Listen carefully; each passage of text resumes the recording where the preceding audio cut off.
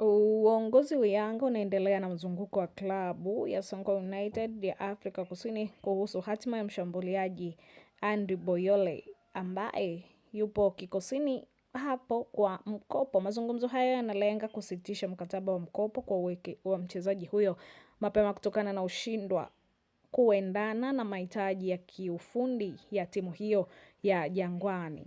Boyel alijiunga na Yanga mwanzoni mwa msimu huu kwa mkataba wa mkopo wa mwaka mmoja wenye kipengele cha kumnunua moja kwa moja mwishoni mwa msimu wa 2025-2026 endapo angeonyesha kiwango cha kuridhisha. Katika makubaliano hayo, Yanga ilikuwa inaipa 50% ya mshahara wa mchezaji huyo huku sehemu iliyobaki ikigharamiwa na Senguni Lai ya United. Kwa mujibu wa taarifa kutoka ndani ya Yanga, mabosi wa klabu hiyo wanashirikiana na kocha mkuu Pedro wameanza kupiga hesabu kali za kuimarisha kikosi dirisha dogo la usajili litakapofunguliwa mapema mwakani. Hatua hiyo inalenga kuongeza nguvu katika safu ya ushambuliaji ili kufanya timu iwe na makali zaidi katika mapambano ya ndani na nje ya nchi. Katika kuhakikisha eneo la mbele linapata ufanisi zaidi, Yanga imepiga hesabu za kumpiga chini Boyel na kushusha mashine mpya ya mabao kutoka Angola. Mshambuliaji huyo angependekezwa ni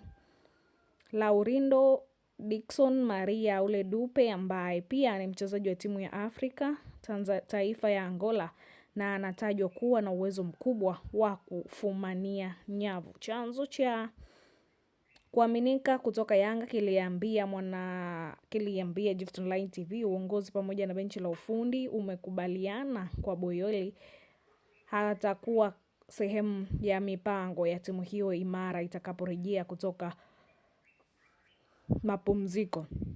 Uamuzi huo umetokana na tathmini ya kiufundi iliyobaini kuwa timu ipo vizuri lakini inahitaji safu ya mshambuliaji iliyo makini zaidi ili kuleta ushindani na ushindi kwa kuhakikisha kuna kuwa na uhakika. Msimu huu Yanga ina washambuliaji watatu, Prince Dube, Clement Mzize ambaye ni majeruhi na Boyele, lakini safu hiyo imekuwa kama matarajio ya uongozi la benchi la ufundi ikisema chanzo hicho kiliongeza kuwa kwa sasa kinafanyika na kutakuwa na mbadala wa moja kwa moja dirisha lijalo, huku striker Dupe akitajwa kuwa ndiye anayepigiwa hesabu kubwa ili kuongeza ushindani, kasi na ufanisi katika safu ya ushambuliaji wa Yanga kwa mwenendo wa msimu ujao. Hii ni Gift Online TV. Endelea kusubscribe, kushare, kulike pamoja na kucomment.